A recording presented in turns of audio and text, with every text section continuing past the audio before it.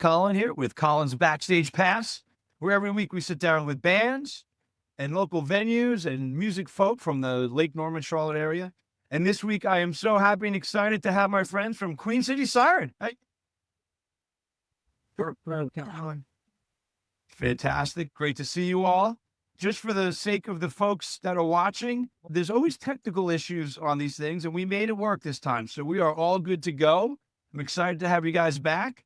Before we jump into the band, per se, and how you all came to be, I want to hear from all of you how music started for you. What got you into it? When did you start? What was your instrument? Kind of take us through. Kat, you want to start us off? Ladies first, always. So I come from a long line of musicians on both sides of my family. My mother is a harpist. My father is a bass player. My sister is a guitar player, and I can't play an instrument to save my life. So I'm a singer.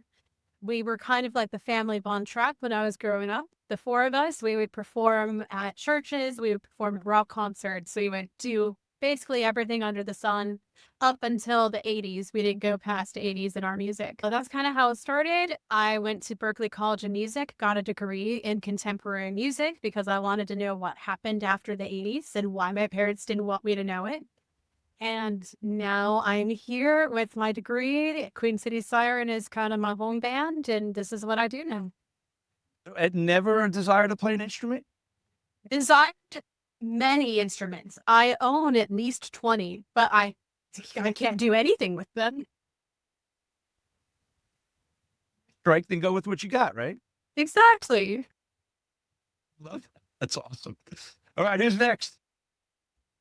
Your choice. But who wants to go? Matt. Fine, Matt.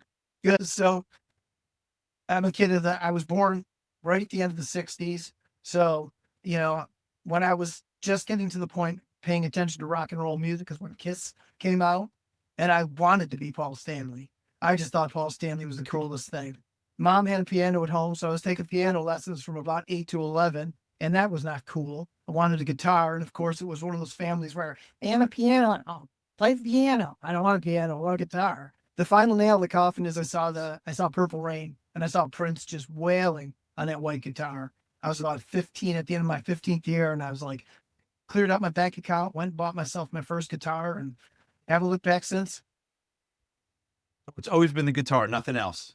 No, totally the guitar. But you didn't let your hair grow out, or you did let it grow out back then to be Paul Stanley? It was down. Yeah, it was 3.5, 4 feet long. Oh yeah. Yeah, I was a sexy bitch. Not a sexy bitch anymore. Pictures. They'll have to be somewhere. I got to put those in this video. I got to find I'll some get you some pictures. I'll send you some videos. Oh my God, no. Wow. Yeah, what was it on a Super 8 back then?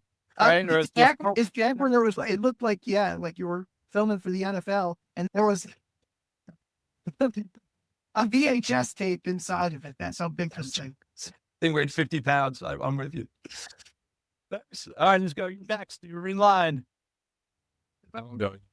I started playing drums when I was about 5 in church with my dad. He was the director of the music at the church. And I've just always been into drums. My parents have videos of me playing on the table with a fork and a knife, when I was like a couple months old or whatever. But it's always been drums for me.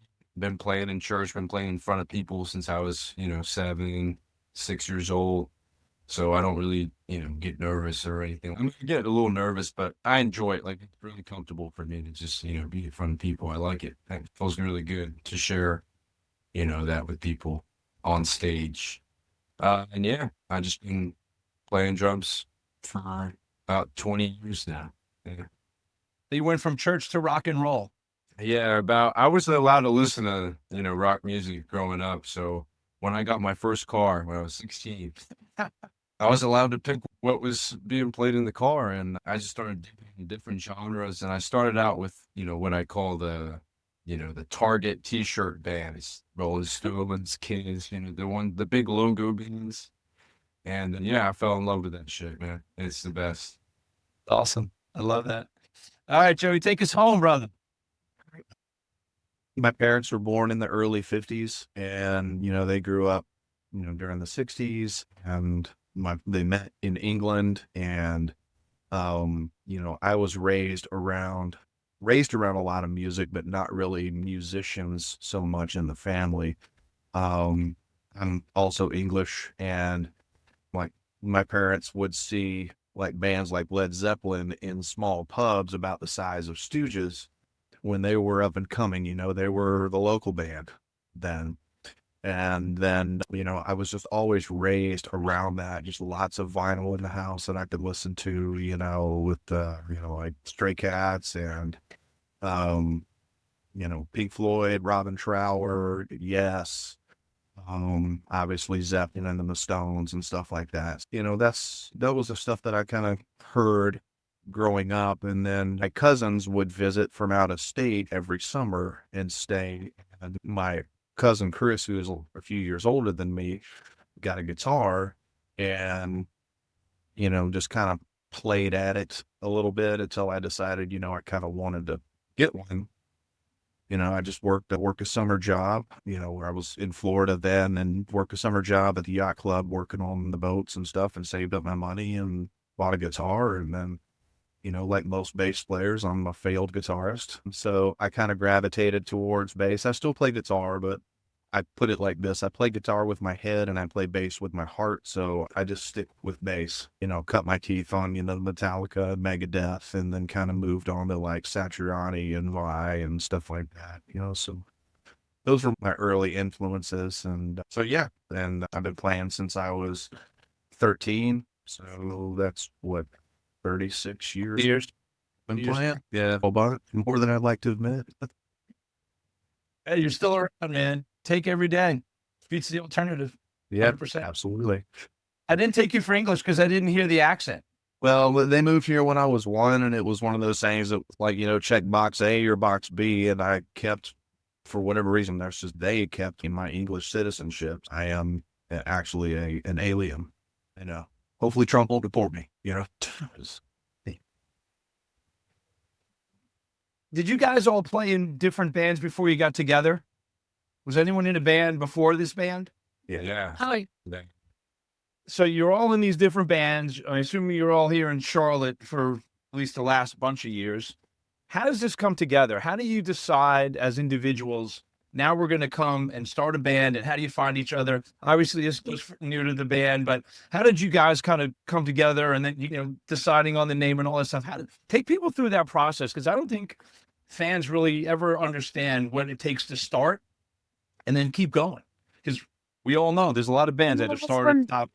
I just jumped on the wave and kept riding it. Kat came in, and it was Kat and I and a couple other guys, drummer and bass player, and we got together for the first time, having not played together at all. And Kat picked the songs. We did 4 songs. The first one was Photograph, and she hits the note that's 3 octaves above anything humanly possible. And as high as her note went up, it's as far as her jaws went down. Like, so, and as those guys moved on, we found Joey, and then really, truthfully, we got Isco, and Isco's the final piece. Being in a band is like having a family, it's like having brothers and sisters, or it should be, right? And we're all kind of all on the same wavelength. We have a wavelength we can share, I guess is a nice way of saying it. We do our own thing, but we all have a wavelength that we can jump on and share. So you say you found each other, but how does that happen? Because I've heard other bands say we put it on Craigslist. I didn't even know that was still around.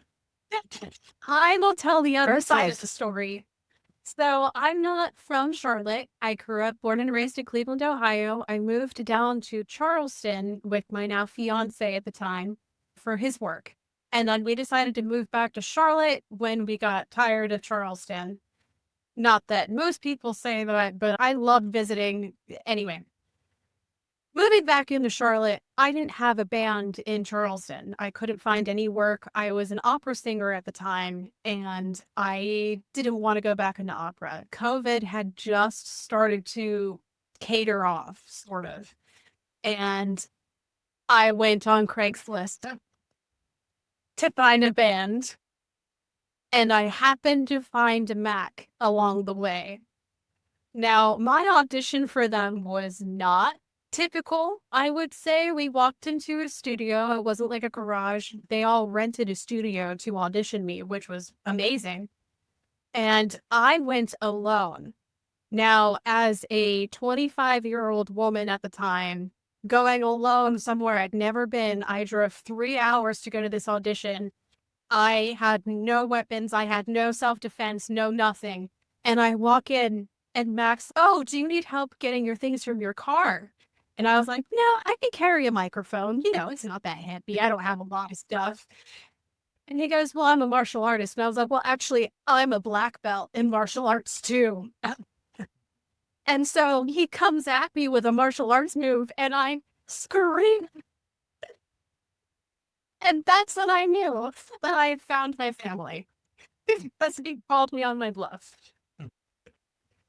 That is awesome.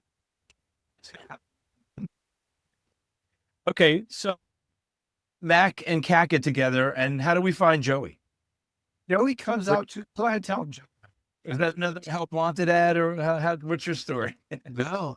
So my older son and I, he and his younger brother at the time were living with me. They're both since aged and moved out and all that kind of stuff now. But we were sitting around the house on Friday night, just kind of staring at each other in the walls. I was like, can you go see if we can find a band? And so Pineville Tavern was the closest thing to us. I looked up on Facebook just to see who was playing there, and some Queen City Siren Band. I've never heard of them before. Screw it. Let's go grab a beer and let's go see what it's all about. See if they're any good. And they were awesome. Yeah, I was very impressed by their performance, by their musicianship, by their song selection. Damn, these guys they're good. Really won me over with the handful of Zeppelin songs that they were doing. So, and they were doing them well. Yeah, so Ethan, my son, and I, we were really into it. So we were singing all the words and everything. And, anyway, Kat came over and, like sticks the microphone in my face and all this. And, it was just like a whole vibe, when things click, they click, and I could tell, they're not only a great band, but, they were great people. So there was You guys know each other? Not at the point, nothing. Know the words. My tablet wasn't working, so I walked over to someone who I thought knew the words. I'm kidding. I know the words now, but So anyway, yeah. So I mean, it was just it was an instant rapport, of musicians, and talk to them after the show. We stayed for the whole thing, and then talk to them after the show. And then as fate would have it, it wasn't just a few weeks after that we got asked by the owner of the Rooster, the lead singer of the band that I was in at the time, Poisonous.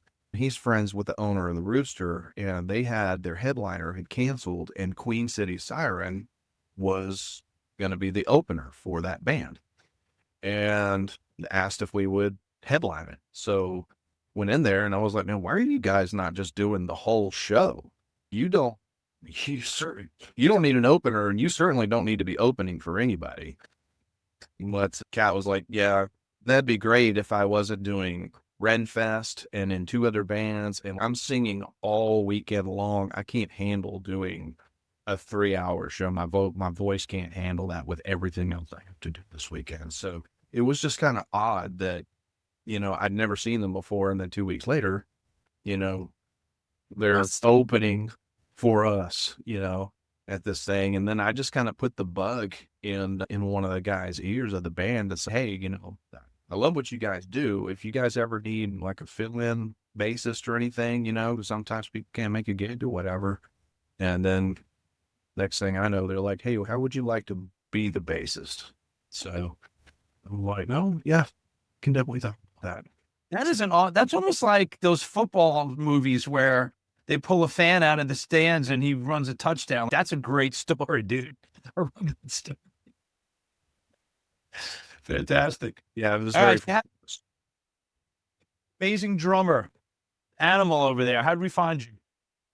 Well, I live with Joey's son, and I'm best friends with his sons, and I have been for like a few years now. They have a band also. And we're in a band. Really good. Which plays with my other Players. bands sometimes. Yeah. We're called Rosetta. Everyone's together.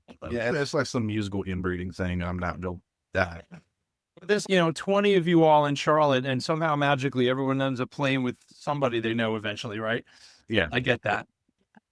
I'm seeing it all every day. And we can take this offline, and I could tell you a dozen bands I know where they used to be in that band, and now they're in this band, and now that one's in that band, which is awesome if you think about it, because that just tells you the coherence of all the musicians in this town and Yeah. the opportunity for everybody to play. So if it's not working there's probably a good opportunity somewhere else, right? So Yes. Musical non-monogamy. And honestly, and this is important to me, especially I come from Buffalo. I played out in Buffalo for a long time when I was younger, and bands were cool with each other, and bands should be cool with each other, and you should foster relationships. And it's not a competition. And again, I'm kind of new to the scene. I've only been in the scene for 3-4 years now.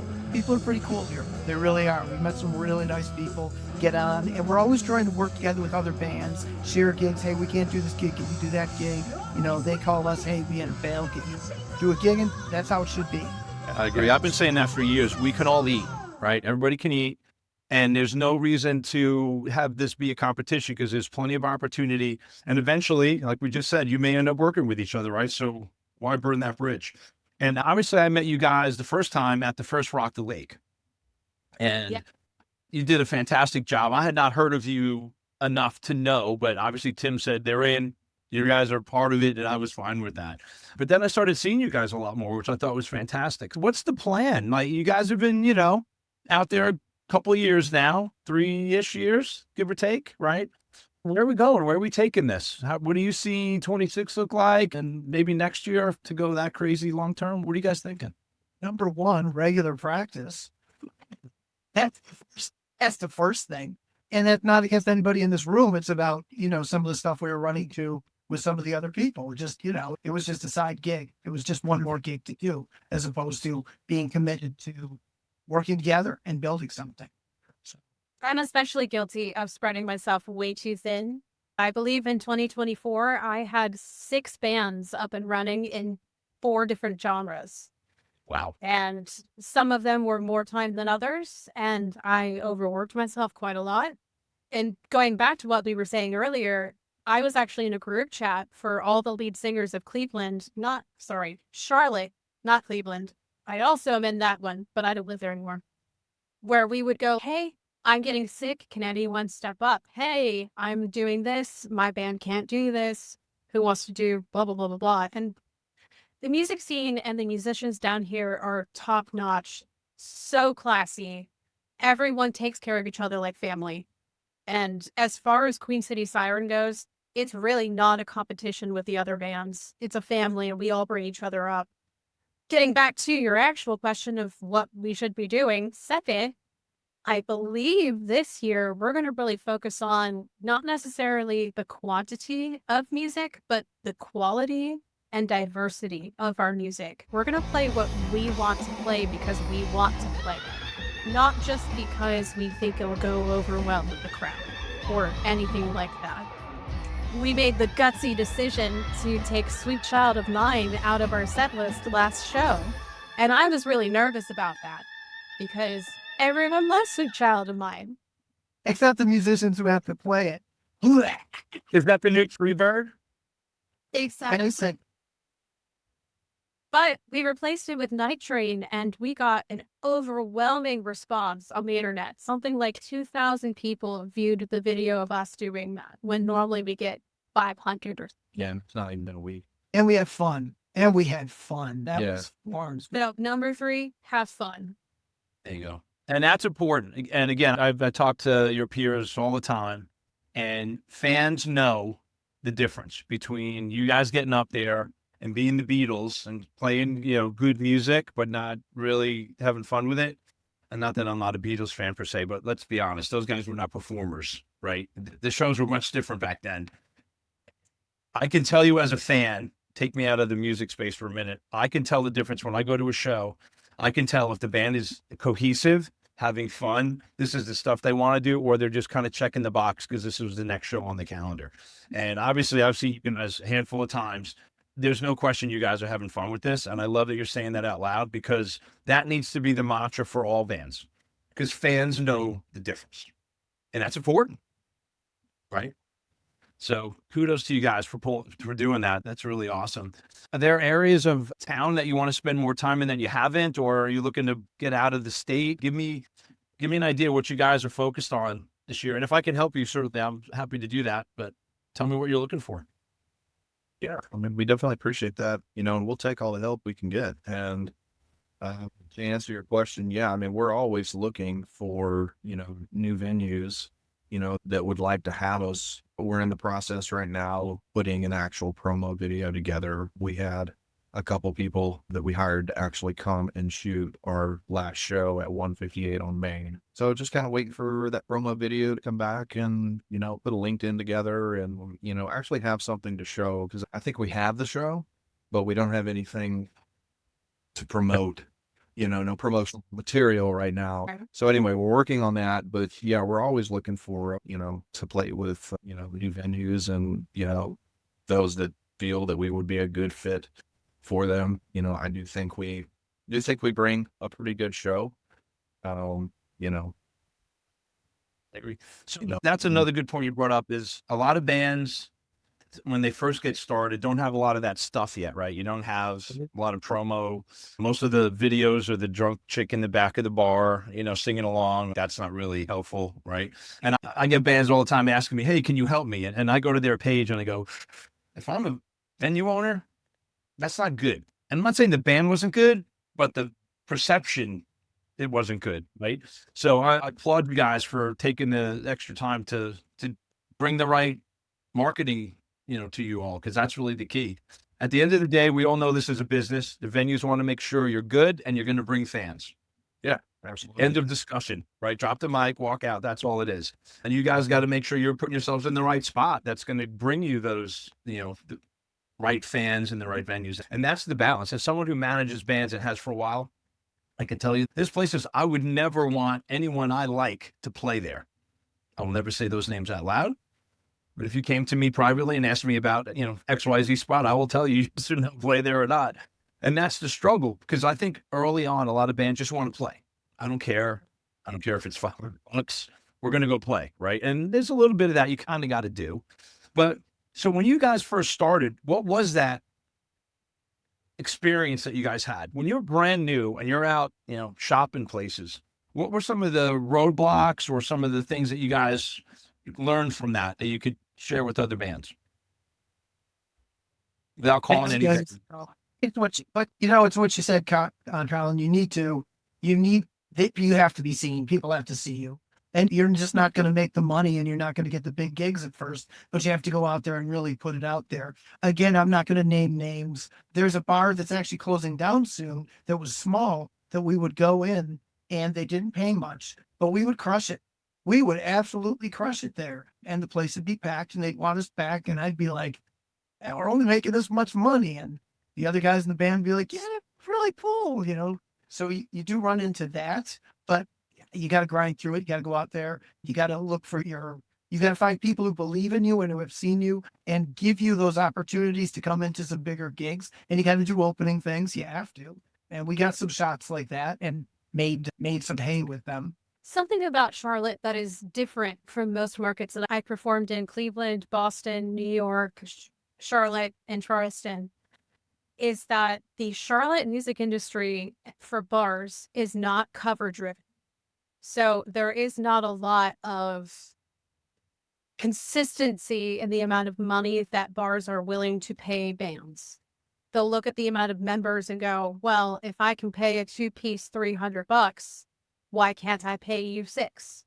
Or, things like that, not considering the show, not considering the work that goes into it.